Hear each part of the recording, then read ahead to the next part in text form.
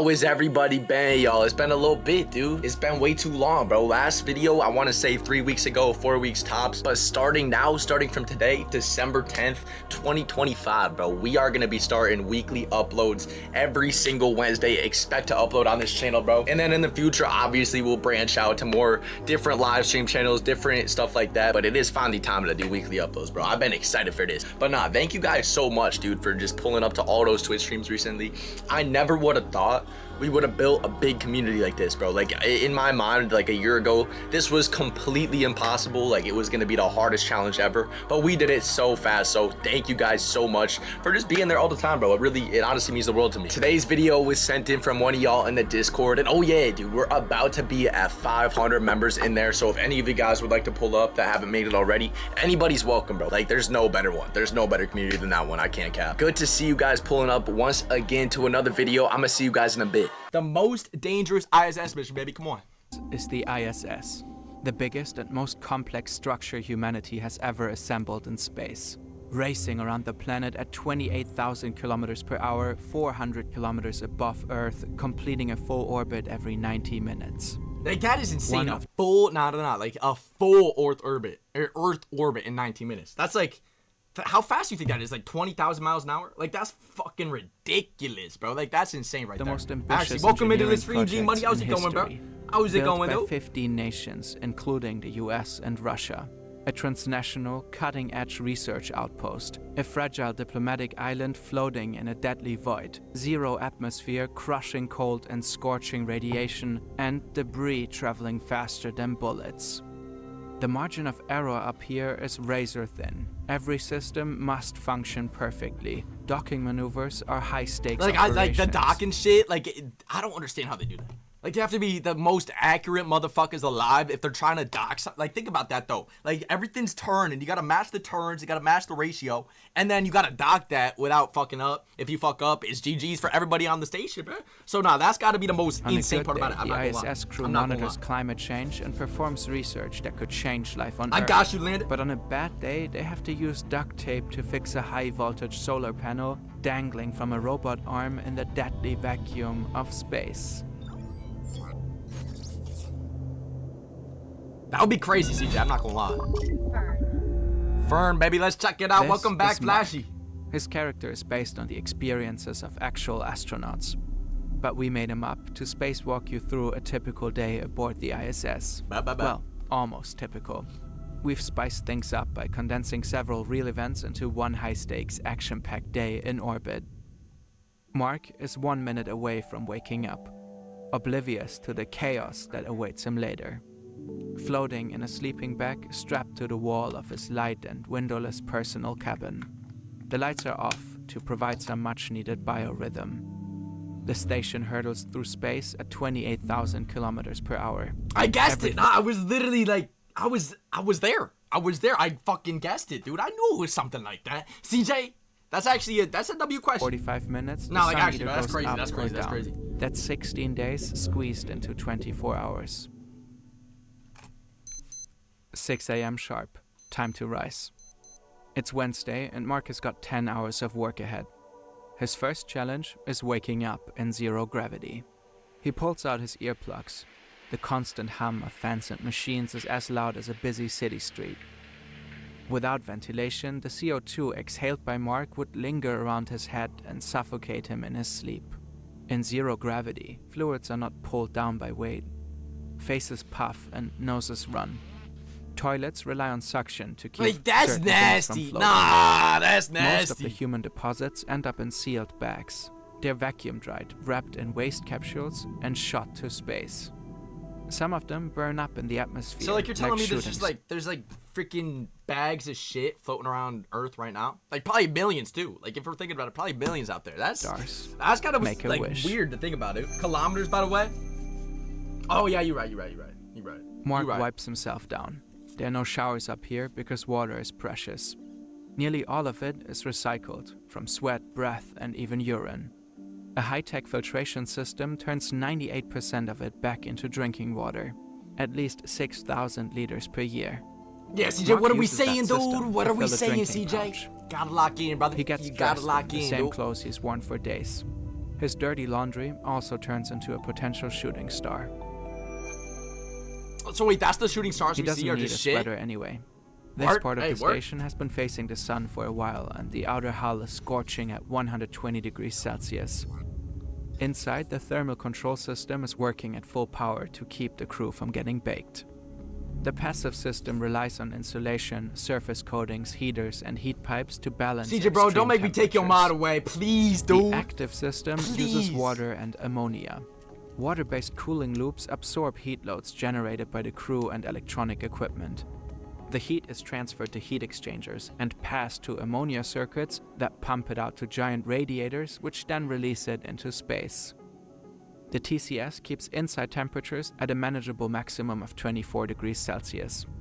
And they never go below 18, even when the ISS swings into Earth's shadow, where temperatures drop to a crushing minus 160 degrees. That's fucked. On the ISS, That's like survival Massachusetts, depends though, I'm on not gonna remote lie. control, from managing CO2 to circulating air.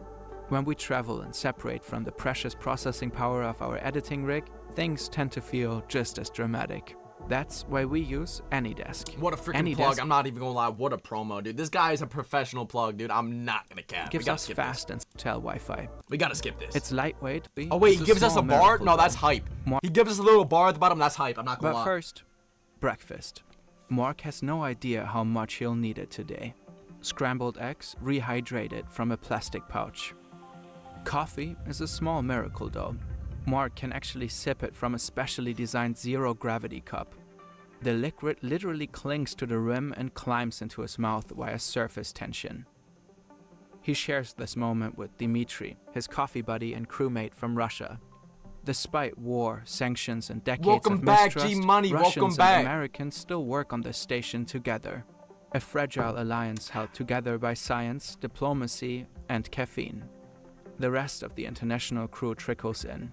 It mostly consists of fellow Americans and Russians, but there are also Europeans, Canadians, and Japanese. Yeah, on everybody's board. up there, dude. Like, I always forget about that. Literally, the International Space Station, just like, everybody's up there just fucking doing work. You think they cracked. Like, that's gotta be forbidden up there, you know? Like, I would think that would probably be forbidden. Hey, welcome in, DT. We're watching a video right now about the International Space Station. But like CJ said, that's gotta be for, like, actually forbidden, bro. Because, like, worst comes to worst, there's, like, you know, there's a baby on the way, dude. You're in space. You know, you're fucking in space, dude. So, yeah, there's gotta be some guidelines with that. But, G-Money, we watching this video right now. The most dangerous ISS mission. It's pretty hype, bro. I'm not gonna Then lie. comes the morning briefing.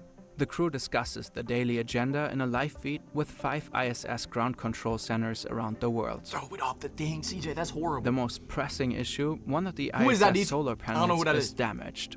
2 tears, one nearly a meter long. The station runs entirely on solar power. Reduced input means throttled systems and possible shutdowns. Someone will have to go out and fix it. The operation will go down as the most dangerous spacewalk in ISS history. The solar panels are live, 100 volts of raw current.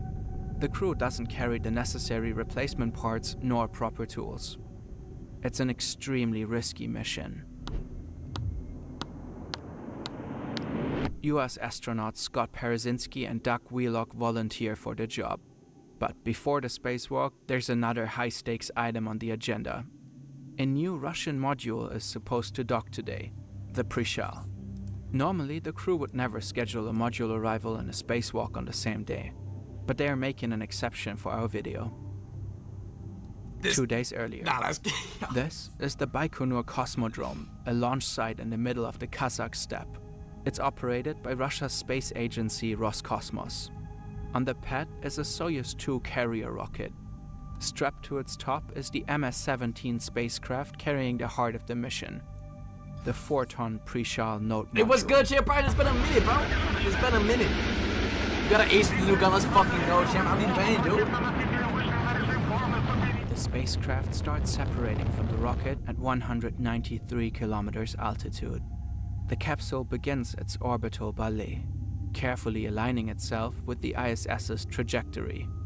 It takes 2 full days to get close. Now the distance is down to just 200 meters. Mark and the entire team hold their breath, either floating in space is the dock or and shit? glued to screens on Earth. The range is showing 100 meters. 65 meters now separating Prichal. Range is about 30 meters. The target is towards the bottom by about 2 degrees. The crosshairs are aligned. Copy. The docking runs on full autopilot. Range is about 20 to 0. Copy. Continue. We can continue monitoring the automatic approach. Closing at a rate of 1/10 of a meter per second. I see the target. The roll is about 30 degrees. The range is about 8 meters. The final approach begins. 3 degrees to the left, to the bottom 1 degree. We have contact. Contact confirmed. Nah, like, I'm not gonna lie. How do we figure that out? Like, how, like, what was the first step to figuring that shit out, bro? Like, I want to know, dude. Because, like, you, like, the first try, like, had to fail. Like, it just had to, bro. Because there's, like, the first try for anything is usually a fail, bro. So I just want to know how the fuck we came up with this whole entire idea, bro. Because this shit dope as fuck, dude. I'm not gonna lie. Done. Prichal has locked into place. This is what the ISS looks like today. 16 pressurized modules where the crew can float around without spacesuits. The backbone holding it all together is the integrated truss structure, a linear, arranged sequence of 11 steel trusses that carries unpressurized components like the solar panels and connects them to the pressurized modules. This was the first module, Zarya, 12.6 meters long, weighing 20 tons, built in Russia. The Americans added the connecting node Unity shortly after. The first living quarters, called Zvezda, arrived in July 2000. That's when the first 3 astronauts could finally move in. It took over 40 shuttle flights and more than 20 years to put together the ISS in its current form. That, like, just think of 20 years from now. Like the 20 years, like, past. Like, we came up with some certain shit, but 20 years from now with AI, dude, the ISS is probably going to be bigger than the fucking United States, bro. Like, 20 years from now, just think about that. That shit's going to be orbiting Earth, like, massive. I'm talking, like, huge, bro. And we got Andres woke up to this stream. I was like, going tonight, Andres. We're watching the most dangerous ISS mission right now before we get on over to some customs with you guys. So far, the video's pretty gas, bro, you know. So far, it's pretty good. But how have you been doing? CJ with an emo spam. It sounds good, CC. Thank you for stopping on back. But let's Station roughly splits into 2 main blocks, one Russian and one American.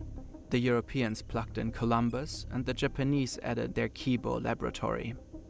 But the real it's crazy, like, on Earth, all those countries are beefing. Like, not like all of them, but the countries are beefing on Earth. But in the ISS, they just chilling, bro. They're just boys up there, dude. So it's like a different fucking world up there. Like, literally. A 16-meter robotic arm that can grab modules, move them around, and hold astronauts during spacewalks.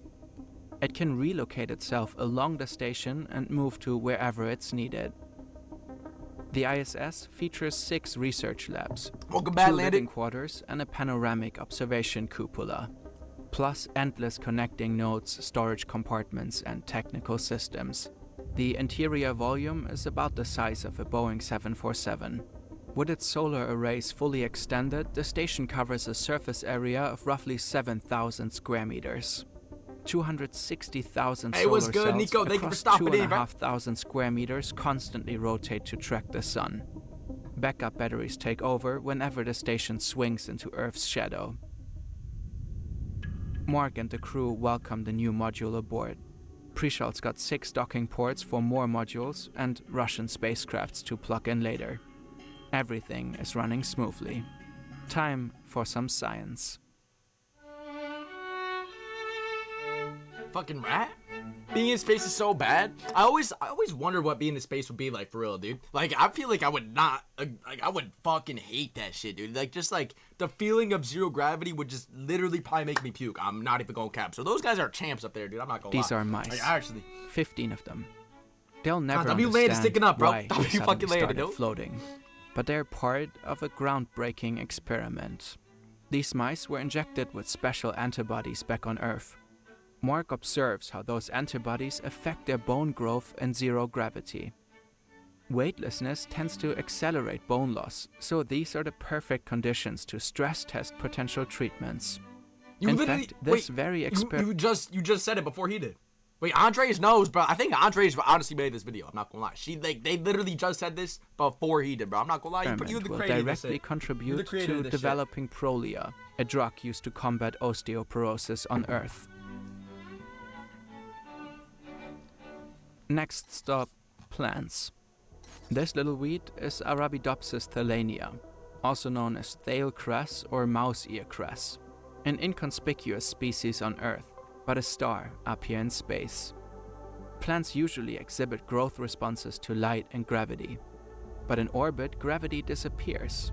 So what happens? Do plants still grow? On Earth, roots spiral down and leaves reach up.